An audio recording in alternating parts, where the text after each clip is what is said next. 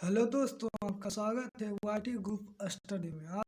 Hello दोस्तों, स्वागत है आपका वाईटी ग्रुप स्टडी में। आज हम केमिस्ट्री पर चर्चा करने वाले हैं। आज हमारा केमिस्ट्री पर यानी रसायन विज्ञान रसायन शास्त्र पर फर्स्ट लेक्चर होगा। और आज हम मेटर यानी पदार्थ पर चर्चा करेंगे। तो आइए हमारे साथ देखते हैं।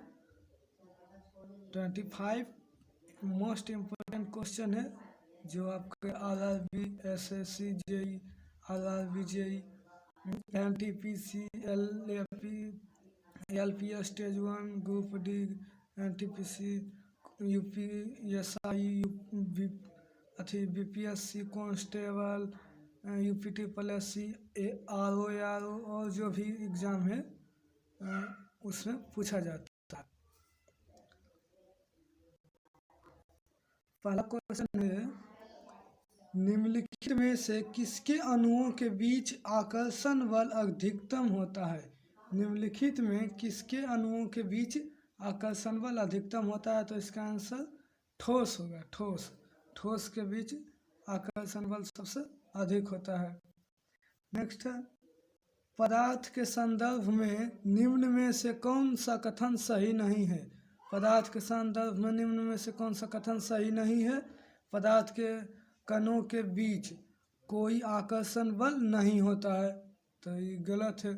कौन सा कथन सही नहीं है यानी गलत है, तो इसका आंसर ए हो जाएगा। ए हो जाएगा, सॉरी,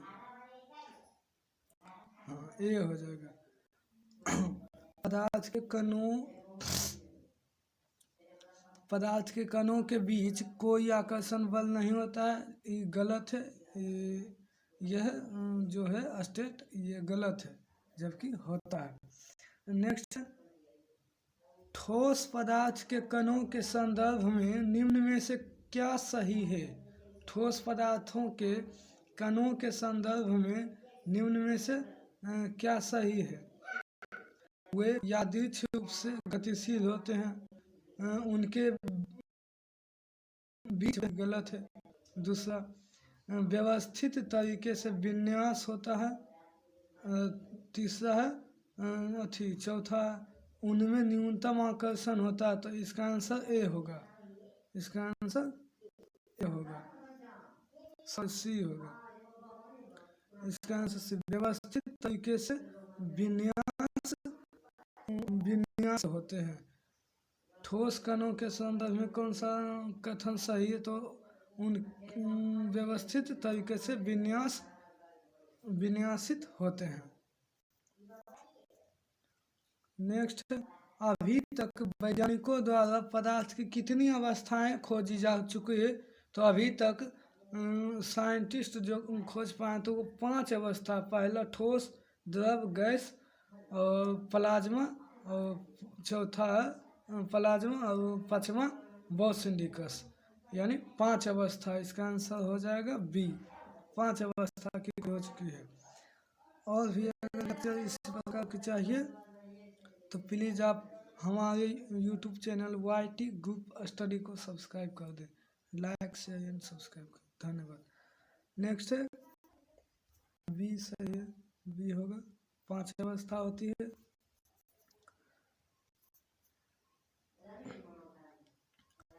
पदार्थ की अवस्थाओं से अनुमान नहीं लगाया जा सकता है। तो पदार्थ की अवस्थाओं से प्लाज्मा एक तरल पदार्थ है जो सभी कोशिकाओं में मौजूद होता है, तो यह अनुमान नहीं लगाया जा सकता है। नेक्स्ट, हमारे चैनल को सब्सक्राइब कर दें, आपसे निवेदन है। नेक्स्ट से विषम अधिक होता है, डॉट में विषम अधिक होता है, तो विषम सबसे ज़्यादा किस में होता है? तो इसका आंसर डी होगा। गैस में विषम अधिक होता है, गैस में विषम अधिक होता है सबसे ज़्यादा। यदि अमोनिया गैस तो कपूर क्या होगा? तो कपूर ठोस होगा। अमोनिया अगर गैस है तो कपूर ठोस होगा। Answer B. निम्नलिखित में कौन सा कथन गलत है? निम्नलिखित में कौन सा कथन गलत है? तो इसका पहला ऑप्शन है पदार्थ के कण स्थिर अवस्था में होते हैं। पदार्थ के कण बहुत छोटे होते हैं। पदार्थ के कण एक दूसरे को आकर्षित करते हैं। और लास्ट, पदार्थ के कणों के बीच रिक्त स्थान होता है।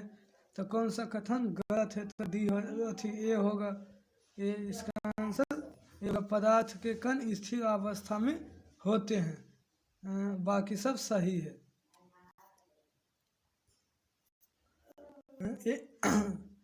एक शुद्ध पदार्थ है, तो शुद्ध पदार्थ कौन है? वायु, दूध, मीथेन और चीनी का घोल। तो इसका आंसर होगा बी, मीथेन। मीथेन एक गैस, वायु में सब चीज़ मिला होता है, दूध में भी एक कोलाइड विलयन है, यानी इसमें भी मिला होता है। चीनी का घोल में भी चीनी, पानी, और मीथेन गैस में मीथेन के अलावा कुछ नहीं होता है, इसलिए इसका आंसर मीथेन होगा। ये आरआरबी ग्रुप डी में पूछा गया था फर्स्ट शिफ्ट में। मिशन प्रकृति में हो सकता है, तो क्या हो सकता है? मिशन समांगी और विसमांगी दोनों हो सकते हैं। मिश्रण जो है वो समांगी और विसमांगी दोनों हो सकते हैं।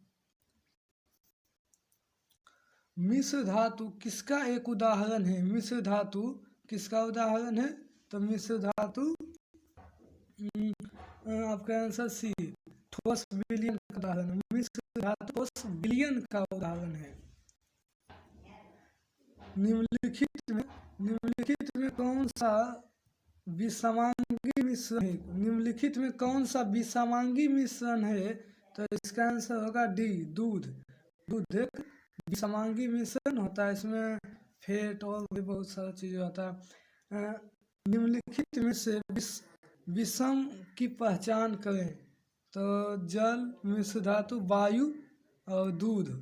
तो इसका आंसर हो जाएगा सी, डी, जल।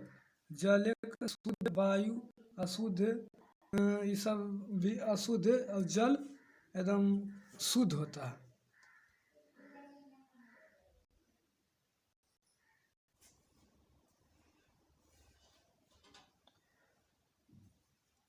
नेक्स्ट है समान पदार्थों में भौतिक अवस्था में शामिल नहीं है।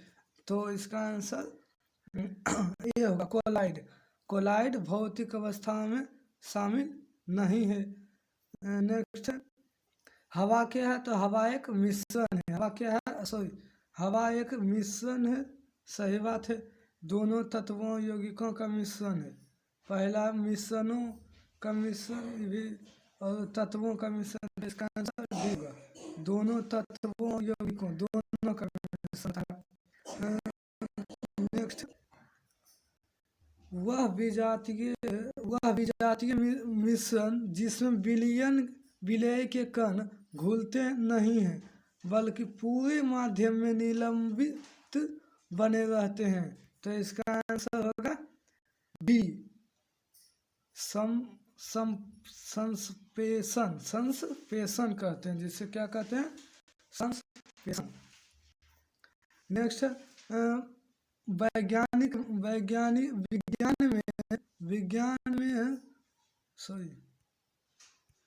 विज्ञान में कौन सा नियम मिश्रण के गुणों का पालन नहीं करती है? तो विज्ञान में कौन सा नियम है जब मिश्रण के गुणों का पालन नहीं करती है? तो इसका आंसर होगा डी, संरचना तय। इसकी संरचना तय है। नेक्स्ट, जब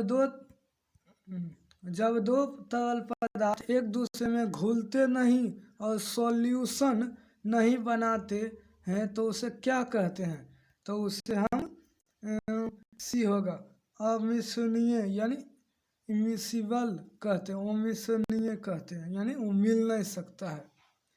शक्कर के घोल में शक्कर एक है, तो शक्कर क्या है? तो शक्कर के घोल में शक्कर विलायक है, शायद सॉरी घुला हुआ पदार्थ है। शक्कर क्या है, तो शक्कर घुला हुआ पदार्थ। और जल, जल विलायक होगा, जल विलायक होगा और घुला हुआ पदार्थ। शक्कर जिसकी मात्रा अधिक होती है उसे विलायक कहते हैं, और जो जिसकी मात्रा कम रहती है उसे विलय कहते हैं, यानी जो घुला रहता है उसमें। एक यौगिक नहीं है, तो यौगिक कौन सा है जो नहीं है, तो लेड यानी शीशा। शीशा क्या है, शीशा एक धातु है, मेटल है, यह यौगिक नहीं है। रेत और चीनी का मिश्रण एक उदाहरण है, तो रेत और चीनी का मिश्रण विजातीय मिश्रण का उदाहरण है। रेत और चीनी का मिश्रण विजातीय मिश्रण का उदाहरण है। नेक्स्ट, निम्नलिखित में कौन सा भौतिक परिवर्तन नहीं है। निम्नलिखित में कौन सा भौतिक परिवर्तन है, ठोस का द्रव में पिघलना भौतिक परिवर्तन है। गैसों का द्रवों में द्रवीकरण, पदार्थों का किण्वन और द्रवों का गैस में वाष्पीकरण। कौन सा भौतिक परिवर्तन नहीं है, तो इसका आंसर सी होगा, पदार्थ का किण्वन।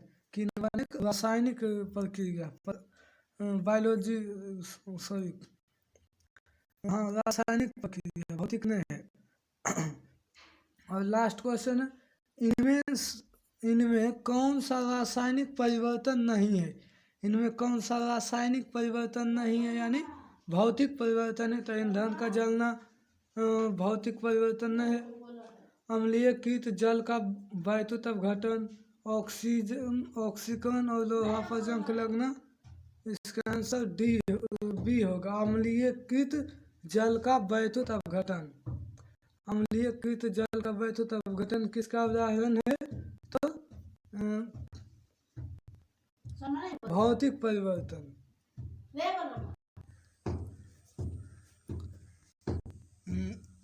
इसका आंसर होगा बी, अम्लीयकृत जल का वैद्युत अपघटन। यह क्या है, तो रासायनिक परिवर्तन नहीं है।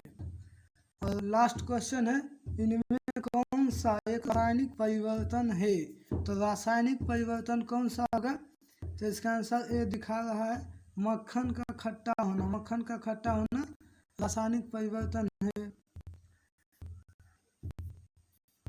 और उसके बाद है लोहे में जंग लगना। लोहे में जंग लगना इनमें से किसका सामान्य उदाहरण है। लोहे में जंग लगना किसका उदाहरण है, तो रासायनिक परिवर्तन। लोहे में जंग लगना रासायनिक परिवर्तन का उदाहरण होता है। और आज का ये लेक्चर समाप्त होगा। अगर आपको इसी तरह का वीडियो अगर चाहिए तो आप हमारे चैनल वाइट ग्रुप स्टडी को सब्सक्राइब करें, लाइक शेयर, अपने दोस्तों के साथ इसे शेयर करें।